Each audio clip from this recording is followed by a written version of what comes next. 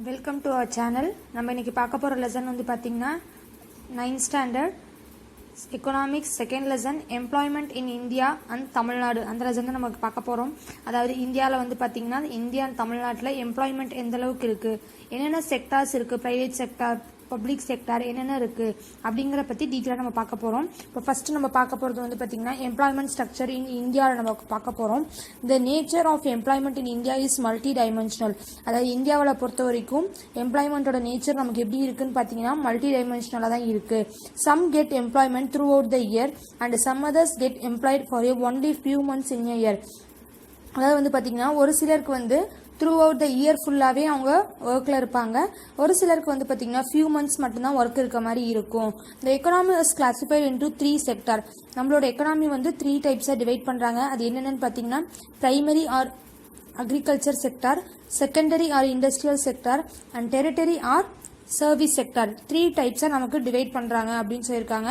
இந்த டயக்ராமில் உங்களுக்கு சொல்லியிருக்காங்க private sector, secondary sector, tertiary sector அப்படிங்கிறத உங்களுக்கு இந்த டயக்ராமில் காமிச்சிருக்காங்க. நெக்ஸ்ட் வந்து நம்ம பார்க்க போகிறது the structure of employment denotes the number of workers engage in the different sectors of the economy. Through the occupational pattern varies from one country to another. அதாவது வந்து பார்த்தீங்கன்னா ஆக்குபேஷன் பேட்டர்ன் அப்படிங்கிறது வந்து பார்த்தீங்கன்னா நமக்கு ஒரு கண்ட்ரிக்கு இன்னொரு கண்ட்ரிக்கு நமக்கு வேரி ஆகும். ஒவ்வொரு செக்டார்லையும் எவ்வளோ பீப்புள்ஸ் வந்து நமக்கு என்கேஜ் ஆகிருக்காங்க அப்படிங்கிறத உங்களுக்கு இதில் காமிச்சிருக்காங்க டயக்ராமில். செகண்டரி செக்டார்ஸில் உங்களுக்கு நிறைய பேர் இருக்காங்க. இண்டஸ்ட்ரியல் ஆர் செகண்டரி பிரைமரி செக்டார்லேயும் நிறைய இருக்காங்க. செகண்டரி செக்டார்லேயும் உங்களுக்கு நிறைய பீப்புள்ஸ் இருக்காங்க. டெரிட்டரி செக்டாரில் நமக்கு கம்மியான பீப்புள்ஸ் தான் என்கேஜ் ஆகிருக்காங்க அப்படிங்கிறது தான் உங்களுக்கு இந்த ஸ்ட்ரக்சரில் சொல்லியிருக்காங்க. நெக்ஸ்ட் நம்ம பார்க்க போகிறது வந்து பார்த்தீங்கன்னா நமக்கு அதோட can find the developing countries like India that a large workforce will be engaged in the primary sector while the small portion in secondary and tertiary sector. அதாவது primary sector and secondary sector compare பண்ணும்போது செகண்டரியும் டெரிட்டரியும் வந்து small portion of peoples தான் வந்து நமக்கு occupy ஆயிருக்காங்க. ஆனால் primary செக்டரில் தான் நமக்கு அதிகமான பீப்புள்ஸ் என்கேஜ் ஆயிருக்காங்க அப்படின்னு சொல்லியிருக்காங்க. whereas in well developed countries the proportion of workforce engaged in agriculture will be very small and the majority of labor force will be industrial and tertiary sector. மற்ற கண்ட்ரியில் நம்ம பார்த்தோம் அப்படின்னு பார்த்தீங்கன்னா அக்ரிகல்ச்சர் செக்டரில் நமக்கு கம்மியான பீப்புள்ஸ் தான் என்கேஜ் ஆயிருப்பாங்க. ஆனால் வந்து பார்த்தீங்கன்னா இண்டஸ்ட்ரியல் செக்டார்லையும் டெரிட்டரி செக்டார்லையும் நமக்கு நிறைய பீப்புள்ஸ் என்கேஜ் ஆயிருப்பாங்க. Employment has always featured as an important element of the development policy in India. அதாவது எம்ப்ளாய்மெண்ட் அப்படிங்கிறது வந்து பார்த்தீங்கன்னா இந்தியாவுக்கு ஒரு டெவலப்மெண்ட் பாலிசியாக நமக்கு ஒரு ஃபியூச்சராக இருக்குது. எம்ப்ளாய்மெண்ட் க்ரோத் வந்து நமக்கு எவ்வளோ இருக்குது அப்படின்னு பார்த்தீங்கன்னா 1970 to 1973 அந்த கால்குலேட் படி நமக்கு சொல்லியிருக்காங்க.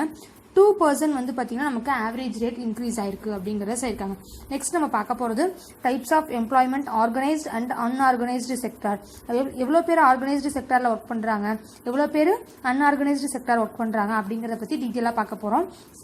ஃபர்ஸ்ட் ஒன் வந்து பார்த்தீங்கன்னா ஆர்கனைஸ்டு செக்டார். இந்த organised sector is one that is incorporated with the appropriate authority or government and follows appropriate rules and regulations. அதாவது ஆர்கனைஸ்டு செக்டார் அப்படின்னு பார்த்தீங்கன்னா ப்ராப்பராக அத்தாரிட்டி இருக்கும், அவங்க வந்து பார்த்தீங்கன்னா ரூல்ஸ் அண்ட் ரெகுலேஷன்ஸை கரெக்டாக ஃபாலோ பண்ணுவாங்க. அதை தான் நம்ம organised sector. In short organised sector which are deliberately planned, designed and duly sanctioned by the commitment authority.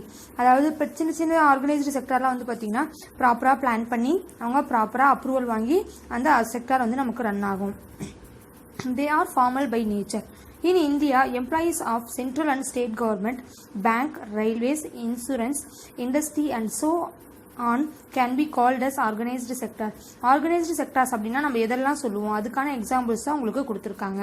Next வந்து பார்த்தீங்கன்னா நமக்கு this sector according to the certain rules and regulations given in law. இந்த செக்டார்ஸ்லாம் வந்து பார்த்தீங்கன்னா given rules and regulations வந்து பார்த்தீங்கன்னா நமக்கு லால இருக்கு, இப்படி தான் ஃபாலோ பண்ணணும். இப்போ ஃபார் எக்ஸாம்பிள் பேங்க் அப்படின்னா பேங்க் இப்படி தான் ரன் ஆகணும், இந்த ப்ரொசீஜர் தான் இருக்கு அப்படிங்கிறது நமக்கு ரூல்ஸ் அண்ட் ரெகுலேஷன்ஸ் இருக்கு. Organised sector has some formal process and procedure. Organised செக்டாரில் வந்து பார்த்தீங்கன்னா ஒரு ஃபார்மலாக ஒரு ப்ரொசீஜர் தான் ஃபாலோ பண்ணுவாங்க. த employee in sector R provided with job security and receive higher wages then the unorganised sector. அதாவது அன்ஆர்கனைஸ்டு செக்டாரை நம்ம கம்பேர் பண்ணும்போது இவங்களுக்கு வந்து பார்த்தீங்கன்னா ஹையர் வேஜஸ், அதிகமான சேலரி கிடைக்கும். Organized sector gives good salary, fixed working hours, paid holidays and provides medical allowances in insurance also. அதாவது வந்து பார்த்தீங்கன்னா இவங்களுக்கு ஆர்கனைஸ்டு செக்டாரில் வந்து பார்த்தீங்கன்னா நமக்கு அவங்களுக்கு ஒர்க்கிங் ஹார்ஸ் இவ்வளோ தான் ஃபிக்ஸ் பண்ணியிருப்பாங்க. பெய்டு ஹாலிடேஸ், சாட்டர்டே சண்டேனா அந்த மாதிரி ஹாலிடேஸ் இருக்கும். ஃபெஸ்டிவல் டைம்னா ஹாலிடேஸ் இருக்கும் வித் சேலரியோட.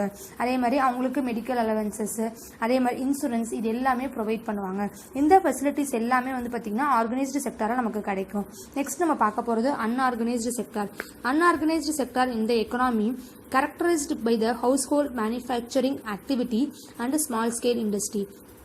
அதாவது வந்து பார்த்தீங்கன்னா அன்ஆர்கனைஸ்டு செக்டார் அப்படின்னு பார்த்தீங்கன்னா ஹவுஸ் ஹோல்டு, அதாவது வீட்டிலே சின்ன சின்ன இந்த குடிசை தொழில் அந்த மாதிரிலாம் பண்ணுவாங்க.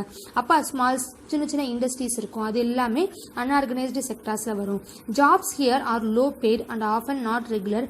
Most they do not have paid leave, holiday leave due to sickness and so on. இவங்களுக்குலாம் வந்து பார்த்தீங்கன்னா ரெகுலராக ஒர்க் இருக்காது, எந்த ஒரு சேலரி ரெகுலராக கிடைக்காது, லீவ் வந்து பார்த்தீங்கன்னா நமக்கு ப்ராப்பராக இருக்காது, எல்லா நாளும் ஒர்க் பண்ணுவாங்க. அந்த மாதிரி செக்டார் தான் நம்ம என்னன்னு சொல்லுவோம்னு பார்த்தீங்கன்னா unorganised sector. Employment is not secure. When there is no work people are ask leave the job. அதாவது அவங்களுக்கு பீப்புளுக்கு வந்து பார்த்தீங்கன்னா எந்த ஒரு ஒர்க்கும் இல்லை அப்படின்னா அவங்கள வேலையை விட்டு போக சொல்லிடுவாங்க.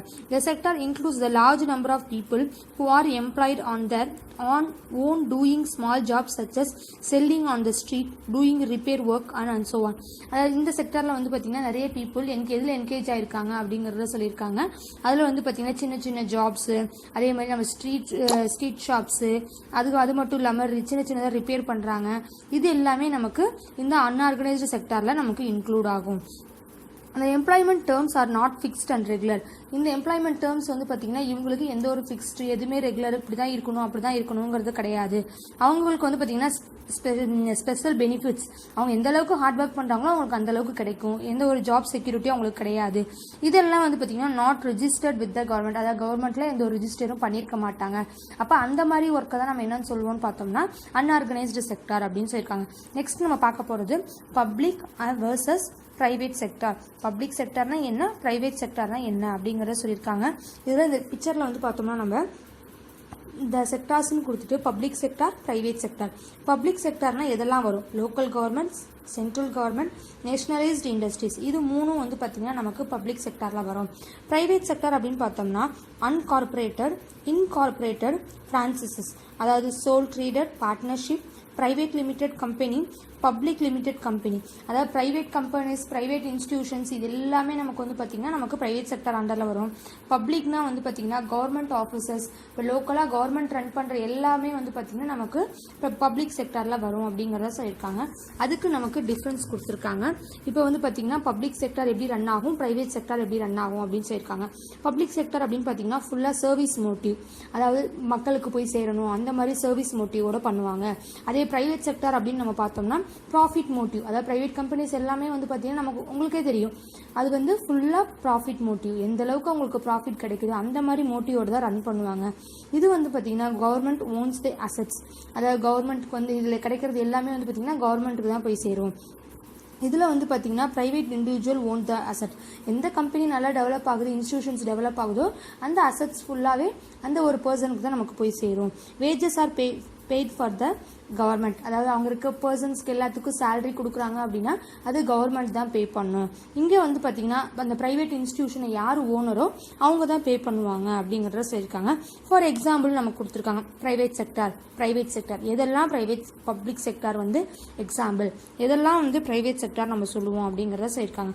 நெக்ஸ்ட் நம்ம பார்க்க போகிறது எம்ப்ளாய்மெண்ட் பேட்டர்ன், எந்த பேட்டர்னில் வந்து எம்ப்ளாய்மெண்ட் ரன் ஆகுது அப்படின்னு சொல்லியிருக்காங்க.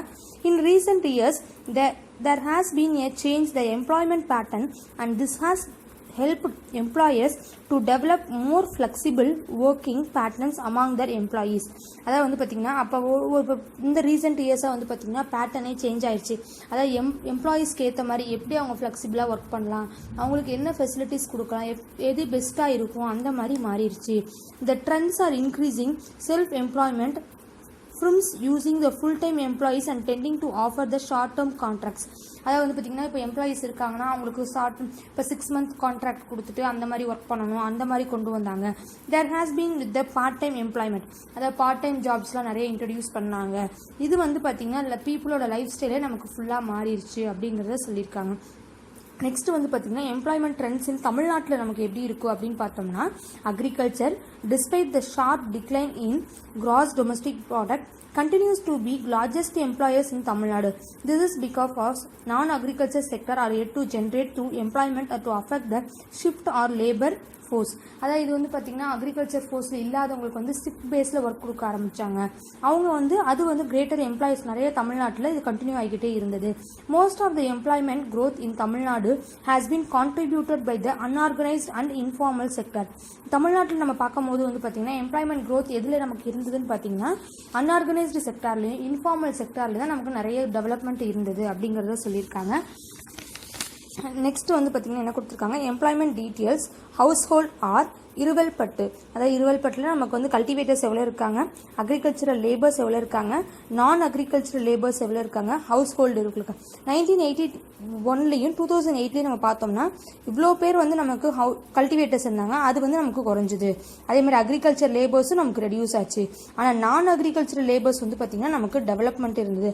அப்போ ஓவராலாக நமக்கு என்ன டெவலப்மெண்ட் இருந்தது, என்ன வந்து அட்வான்டேஜ் இருந்தது அப்படிங்கிறத பற்றி நம்ம தெரிஞ்சுக்கிட்டோம். இந்த லெசன் இதோட உங்களுக்கு கம்ப்ளீட் ஆகுது. இந்த லெசனோட எவாலுவேஷன் பார்ட் வந்து நான் உங்களுக்கு நெக்ஸ்ட் வீடியோவில் போடுறேன். என்னோட வீடியோ உங்களுக்கு பிடிச்சிருந்தது அப்படின்னா என்னோட சேனலை சப்ஸ்கிரைப் பண்ணுங்கள். தேங்க்யூ ஃபார் வாட்சிங் மை சேனல்.